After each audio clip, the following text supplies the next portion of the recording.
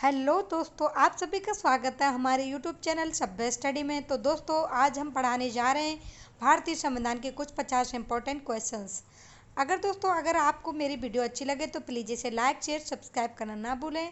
और दोस्तों, आपसे रिक्वेस्ट है कि बिना स्किप किए हुए अंत तक वीडियो को ज़रूर देखें। तो चलो दोस्तों शुरुआत तो चलो दोस्तों तो शुरुआत करते हैं। और दोस्तों, आपसे मेरी रिक्वेस्ट है कि मेरी वीडियो को जितना हो सके उतना लाइक शेयर और सब्सक्राइब करना ना भूलें। भारतीय संविधान के किस अनुच्छेद में अनुसूचित जनजातियों के लिए राष्ट्रीय आयोग का प्रावधान है? भारतीय संविधान के किस अनुच्छेद में अनुसूचित जाति और जनजातियों के लिए राष्ट्रीय आयोग का प्रावधान है? तो वह अनुच्छेद है आपका अनुच्छेद 338A। ठीक है। भारतीय संविधान के किस अनुच्छेद में अनुसूचित जनजातियों के लिए राष्ट्रीय आयोग का प्रावधान है? तो वह है आपका अनुच्छेद 338A। ठीक है। भारतीय संविधान की कौन सी विशेषता इंग्लैंड से ली गई है? तो आपको बता देते हैं दोस्तों, भारतीय संविधान की कौन सी विशेष व्यवस्था इंग्लैंड से ली गई है? तो वह आपकी संसदीय प्रणाली। ठीक है, इंग्लैंड से ली गई है। हमारे संविधान का अधिकतर जो वो है भाग, अधिकतर जो बातें हैं हमारे संविधान में, अधिकतर जो अनुसूचियाँ अनुच्छेद विदेशी संविधानों से लिए गए हैं। हमारे मूल अधिकार किस संविधान से प्रेरित हैं?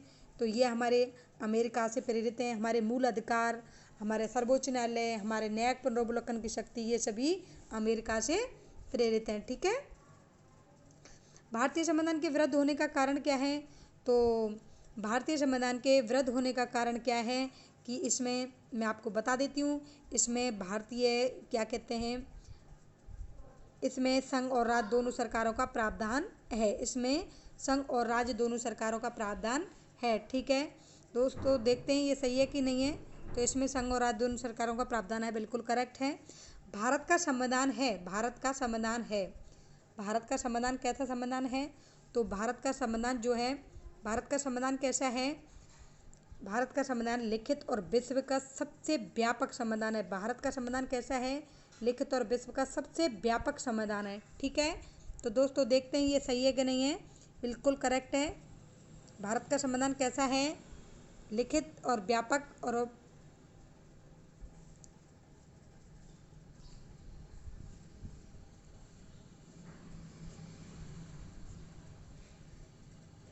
लिखित एवं विश्व का सबसे व्यापक संविधान है। ठीक है। भारतीय राजनीति व्यवस्था में इनमें से कौन सर्वोच्च है? भारतीय राजनीति व्यवस्था में इनमें से कौन सर्वोच्च है? तो भारतीय राजनीति की व्यवस्था में सबसे सर्वोच्च होगा आपका संविधान। ठीक है। अगर संविधान नहीं होता तो वैसे सर्वोच्च न्यायालय को करते हैं। ठीक है। भारत में किस प्रकार का शासन व्यवस्था अपनाई गई है? तो भारत में ब्रिटेन की संसदात्मक प्रणाली अपनाई गई है। ब्रिटिश संसदात्मक प्रणाली को भारतीय सरकार शासन व्यवस्था में अपनाया गया है। भारतीय संविधान अपना प्राधिकार किससे प्राप्त करता है? तो भारतीय संविधान जो होता है अपने प्राधिकार किससे प्राप्त करता है? तो ये अपने भारत की जनता से प्राप्त करता है। ठीक है। भारतीय संविधान अपना प्राधिकार किससे प्राप्त करता है? तो भारत की जनता से प्राप्त करता है। भारतीय संविधान का अभिभावक कौन होता है? तो दोस्तों, भारतीय संविधान का अभिभावक होता है सर्वोच्च न्यायालय। ठीक है। अभिभावक कौन होता है भारतीय संविधान का? सर्वोच्च न्यायालय। भारत में वैध प्रभुसत्ता निहित है। भारत में वैध प्रभुसत्ता निहित होती है। किस में होती है दोस्तों? तो हमारी वैध प्रभुसत्ता जो होती है संविधान में निहित है। वैध प्रभुसत्ता किस में निहित है? संविधान में निहित है। भारतीय संविधान की रचना का प्रकार कुछ एकात्मक है और कुछ कठोर है, क्योंकि कुछ एकात्मक और कुछ कठोर, अर्थात भारतीय संविधान कैसा संविधान है? एक तरह से लचीला संविधान है। लिखित संविधान की अवधारणा ने सर्वप्रथम कहाँ जन्म लिया था? तो लिखित संविधान की अवधारणा ने सर्वप्रथम जन्म लिया था फ्रांस में। ठीक है।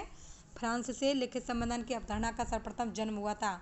ठीक है। भारत में वृहद प्रभुसत्ता किसके निहित है? भारत में वृहद प्रभुसत्ता किसके निहित है? किस में निहित है वृहद प्रभुसत्ता?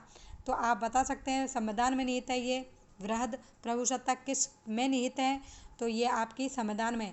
अध्यक्षात्मक शासन प्रणाली का उदय किस देश में हुआ था? तो दोस्तों, ये आपके अमेरिका में हुआ था। अध्यक्षात्मक शासन प्रणाली का उदय किस देश में हुआ था? ये अमेरिका में हुआ था। ठीक है। भारत का संविधान मान्यता प्रदान करता है, भारत का संविधान मान्यता प्रदान करता है धार्मिक और भाषाई अल्पसंख्यकों को मान्यता प्रदान करता है। ठीक है, धार्मिक और भाषाई अल्पसंख्यकों को भारत की संविधान मान्यता प्रदान करता है। विश्व का सर्वप्रथम संविधान किस देश में लागू हुआ? विश्व का सर्वप्रथम संविधान जो था संयुक्त राज्य अमेरिका में लागू हुआ था। याद रख लेना दोस्तों इसको। विश्व का सर्वप्रथम संविधान किस देश में लागू हुआ था? तो यह आपके संयुक्त राज्य अमेरिका में। भारतीय संविधान में नागरिकों को कितने मूल अधिकार प्राप्त हैं? तो भारतीय संविधान में नागरिकों को वर्तमान समय में 6 मूल अधिकार प्राप्त हैं। पहले जो था 44वां संविधान संशोधन 1978 के द्वारा जो संपत्ति के अधिकार को कानूनी अधिकार का दर्जा दे दिया गया है। ठीक है, भारत का संविधान किस प्रकार का है? तो भारत का संविधान जो है नम्य और अनम्य दोनों प्रकार का है, कुछ कठोर और कुछ लचीला भी है। ठीक है, भारत के संविधान में भारत माना गया है, भारत के संविधान में भारत को एक स्वतंत्र राज्यों का एक संघ माना गया है। स्वतंत्र राज्यों नहीं, राज्यों का एक यूनियन माना गया है दोस्तों, गलत है थोड़ा। राज्यों का एक क्या माना गया? अर्थात राज्यों का संघ। भारत का संविधान क्या है? राज्यों का संघ है, यूनियन है। भारत एक धर्मनिरपेक्ष देश है। इसका तात्पर्य क्या है कि यहाँ पर जो है उसका राज्य स्तर पर कोई धर्म नहीं है। राज्य स्तर पर अर्थात भारत का अपना कोई धर्म नहीं है, इसलिए धर्मनिरपेक्ष राज्य भारत देश है, धर्मनिरपेक्ष देश है। भारतीय संविधान के संबंध में कौन सा कथन सही है? भारतीय संविधान के संबंध में कौन सा कथन सही है? अर्थात ये दूसरे देशों के संविधान से प्रभावित है। अर्थात यहाँ पर भारतीय संविधान में बहुत सारी बातें जो हैं दूसरे देशों के संविधान से ली गई हैं, जैसे अमेरिका से मौलिक अधिकार, न्यायिक पुनर्वलोकन की शक्ति, सर्वोच्च न्यायालय आदि जो ये वो हैं अमेरिका से लिए गए हैं। संसदात्मक प्रणाली, ऑस्ट्रेलिया से समवर्ती सूची, आयरलैंड से नीति निर्देशक तत्व आदि ये सब कुछ भारतीय संविधान दूसरे देशों से लिए गए हैं। भारतीय संविधान के संदर्भ में कहा जाता है यह कैसा है? यह वकीलों का स्वर्ग कहा जाता है भारत के संविधान को, वकीलों का स्वर्ग कहा जाता है भारत के संविधान को। ठीक है, भारतीय संसद की संप्रभुता प्रतिबंधित है। भारतीय संसद की प्रभुसत्ता प्रतिबंधित है किससे? आप भारतीय संसद की संप्रभुता प्रतिबंधित है किससे? तो यह आपके न्यायिक समीक्षा से, सर्वोच्च न्यायालय से, अर्थात सर्वोच्च न्यायालय इसमें दखलंदाजी कर सकती है, इसलिए भारतीय संसद की जो संप्रभुता है उसके द्वारा नियंत्रित होती है। भारतीय संविधान पर विदेशी प्रभाव है। भारतीय संविधान पर विदेशी 1/3% प्रभाव है, 1/3 प्रभाव है। ठीक है, विदेशी प्रभाव जो है भारत के संविधान पर 1/3% है। ठीक है, भारतीय संविधान में कानून के समान संरक्षण कहाँ से लिया गया? तो भारतीय संविधान के कानून के समान संरक्षण कहाँ से लिया गया? तो दोस्तों कानून के समान संरक्षण अमेरिका से लिया गया है, और इसमें आप कंफ्यूज मत होना, कानून के समक्ष समानता जो है वो ब्रिटेन से ली गई है, लेकिन संरक्षण इसमें याद करने के लिए आपको संरक्षण कौन करता है? अमेरिका, और समानता कानून के समक्ष समान है, ये जो वाक्य है ये ब्रिटेन से लिया गया है। ठीक है, भारतीय संविधान में संघवाद किस देश से लिया गया है? भारतीय संविधान में संघवाद किस देश से लिया गया है? अर्थात क्या कहते हैं, भारतीय संविधान में संघवाद कनाडा से लिया गया है। ठीक है, हाँ। भारतीय संविधान की कौन सी विशेष व्यवस्था इंग्लैंड से ली गई है?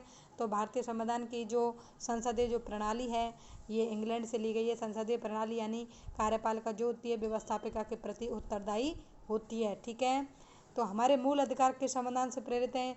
तो हमारे मूल अधिकार जो है अमेरिका के संविधान से लिए गए हैं। ठीक है, भारतीय संविधान का कौन सा लक्षण आयरिश संविधान से अनुप्रेरित है? तो भारतीय संविधान का नीति निर्देशक तत्व जो है आयरलैंड से लिए गए हैं। ठीक है, भारतीय संविधान का सबसे बड़ा एकाकी स्रोत है, भारतीय संविधान का सबसे बड़ा एकाकी स्रोत गवर्नमेंट ऑफ इंडिया एक्ट 35 है। अर्थात भारतीय संविधान का बहुत बड़ा भाग इस एक्ट के 1935 के एक्ट के अधीन है। ठीक है, हाँ। भारतीय संविधान में समवर्ती सूची की अवधारणा कहाँ से ली गई है? तो दोस्तों बता देती हूँ, समवर्ती सूची जो है आपके ऑस्ट्रेलिया से ली गई हैं। मैं आपसे एक बात ये कहना चाहती हूँ कि ये सारे क्वेश्चन आपको बिल्कुल ज़बान पर रटे हुए, बहुत ही वेरी वेरी इंपॉर्टेंट क्वेश्चन हैं, एग्जामों में पूछे हुए क्वेश्चन हैं, बार बार रिपीटेड क्वेश्चन हैं, तो प्लीज़ इन पर पूरा ध्यान दें पढ़ने में। ठीक है, भारतीय संविधान में समवर्ती सूची की अवधारणा कहाँ से ली गई है? तो ये ऑस्ट्रेलिया के संविधान से ली गई है। ठीक है, भारतीय संविधान में मौलिक कर्तव्यों का विचार कहाँ से लिया गया है? तो मौलिक कर्तव्य जो हैं आपके रूस से लिए हैं, और मौलिक अधिकार कहाँ से लिए हैं? मौलिक अधिकार लिए गए हैं आपके अमेरिका से। ठीक है, भारतीय संविधान में नीति निर्देशक तत्व कहाँ से लिए गए हैं? तो भारतीय संविधान में नीति निर्देशक तत्व जो है आयरलैंड से लिए गए हैं। भारतीय सरकार में संसदीय प्रणाली कहाँ से ग्रहण की गई है? तो आपके बार बार रिपीट हो रहे हैं क्वेश्चन, तो आप इनको और अच्छी तरह से याद रख सकते हैं। तो ये ब्रिटिश संविधान से संसदीय प्रणाली यानी कार्यपालिका व्यवस्थापिका के प्रति उत्तरदायी है। ठीक है, भारत में संविधान निर्माताओं ने न्यायिक पुनरावलोकन के विचार को ग्रहण किया था।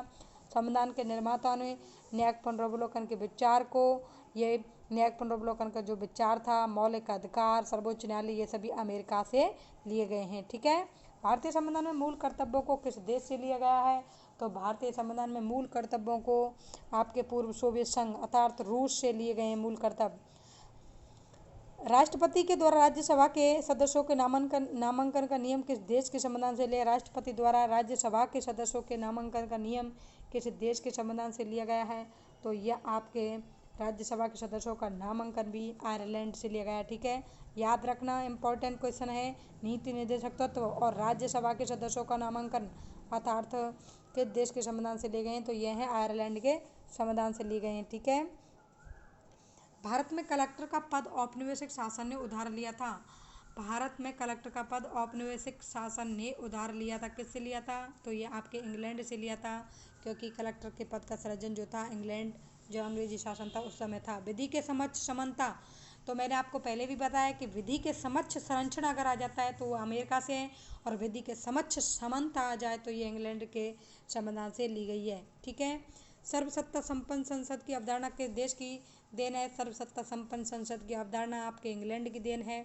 ठीक है, सर्वोच्च न्यायालय की व्यवस्था भारतीय संविधान में किस देश से ली गई है? तो सर्वोच्च न्यायालय की व्यवस्था में बार बार रिपीट कर रही हूँ इस बात को, सर्वोच्च न्यायालय, मौलिक अधिकार, न्यायिक पुनरावलोकन, ये सभी यूएसए संयुक्त राज्य अमेरिका से लिए गए हैं। ठीक है, संघात्मक शासन व्यवस्था को सर्वप्रथम किस देश ने अपनाया था?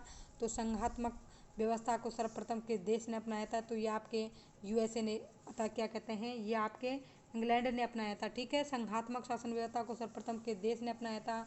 ऐसे किस देश ने अपनाया था? तो ये आपके इंग्लैंड ने अपनाया था। ठीक है, भारतीय संविधान की, आप इसमें क्वेश्चन में कंफ्यूज मत होना, क्योंकि संघात्मक शासन व्यवस्था हमारे देश में कहाँ से ली गई है? तो कनाडा से ली गई है, लेकिन संघात्मक शासन व्यवस्था को सर्वप्रथम किस देश ने अपनाया था? तो ये थे आपके इंग्लैंड ने। भारतीय संविधान की संशोधन प्रक्रिया किस देश के संविधान से प्रभावित है? तो भारतीय संविधान की संशोधन प्रक्रिया दोस्तों मैं आपको बता देती हूँ, ये दक्षिणी अफ्रीका से प्रभावित है। ठीक है, निम्नलिखित में से कौन सा लक्षण भारतीय प्रसंग में समान रूप से पाया जाता है? तो निम्नलिखित में से कौन सा जो लक्षण है भारतीय प्रसंग में समान रूप से एक रूप से पाया जाता है? तो वह है एकहरी नागरिकता। ही संविधान के निर्वाचन के लिए प्रसंगीय उच्चतम न्यायालय व्यवस्था, ये जो है भारतीय प्रसंग समान रूप से पाया जाता है निर्वाचन के लिए प्रसंगीय उच्चतम न्यायालय। ठीक है, भारतीय संविधान को कितने भागों में विभाजित किया गया है? तो दोस्तों भारतीय संविधान को 22 भागों में विभाजित किया गया है, और आपको प्रत्येक भाग को याद करना जरूरी नहीं है, आप इम्पोर्टेंट भाग याद कर सकते हैं। जैसे भाग 3 में मौलिक अधिकार हैं, भाग फर्स्ट संघ राज्य क्षेत्रों से संबंधित है, और भाग 4 जो है आपके नीति निर्देशक तत्वों से, भाग 4 के आपके मौलिक कर्तव्यों से संबंधित है। और आप इसको भी याद रख सकते हैं, भाग जो 18 है वो आपात उपबंध से संबंधित है। भाग 17 जो है वो क्या कहते हैं, आपात उपबंध से संबंधित है। भाग 18 जो है, ठीक है, इस प्रकार इन भागों को आपको याद रखने की जरूरत है। संविधान के किस भाग में संशोधन की प्रक्रिया का उल्लेख है?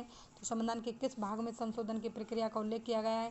तो आप बता देती हूँ मैं आपको, भाग 20 जो है ये संविधान में संशोधन की प्रक्रिया से संबंधित है। ठीक है, भाग 20 किससे संबंधित है? संविधान की संशोधन की प्रक्रिया से संबंधित है। संविधान के किस भाग में अस्थायी संक्रमणकालीन और विशेष उपबंधों के प्रावधान हैं? तो मैं आपको बता देती हूँ कि ये संविधान के किस भाग में अस्थायी, ये तो भाग 21 जो है इसमें अस्थायी संक्रमणकालीन और विशेष उपबंधों के प्रावधान है। ठीक है, हाँ, भारतीय संविधान का कौन सा भाग मौलिक अधिकारों से संबंधित है? तो भारतीय संविधान का भाग 3 जो है आपके मौलिक अधिकारों से संबंधित है। और मैं आपको बता देती हूँ कि भारतीय मूल संविधान में अब इस समय जो है कि 6 मौलिक अधिकार हैं, और 7वां जो मौलिक अधिकार था संपत्ति का अधिकार, उसको कानूनी अधिकार बना दिया गया है 44वें संविधान संशोधन अधिनियम 1978 के द्वारा। संविधान के किस भाग में नीति निर्देशक तत्वों को उल्लेख है? तो संविधान के भाग 4 में नीति निर्देशक तत्वों को उल्लेख किया गया है, और अनुच्छेद 36 से 51 में इन नीति निर्देशक तत्वों का उल्लेख किया गया है। ठीक है, संविधान के भाग फर्स्ट में निम्न में से किसका वर्णन है? संविधान के भाग फर्स्ट में संघ और उसका राज्य क्षेत्र है। उनसे संबंधित वर्णन है। थैंक यू दोस्तों। अगर आपको मेरी वीडियो अच्छी लगे तो प्लीज़ इसे लाइक शेयर सब्सक्राइब करना ना भूलें। और दोस्तों मैं जल्दी जल्दी इसलिए रिपीट कराती हूँ ताकि 50 क्वेश्चन जो होते हैं आपके बहुत कम समय में और बहुत कम टाइम में आपके तैयार हो जाएं। और आप प्लीज़ इनको बार बार रिवाइज करते रहें और मेरे वीडियो इसी प्रकार देखते रहें और इसी प्रकार मुझे लाइक शेयर और सब्सक्राइब करते रहें, मुझे अच्छा लगेगा। थैंक यू, धन्यवाद दोस्तों।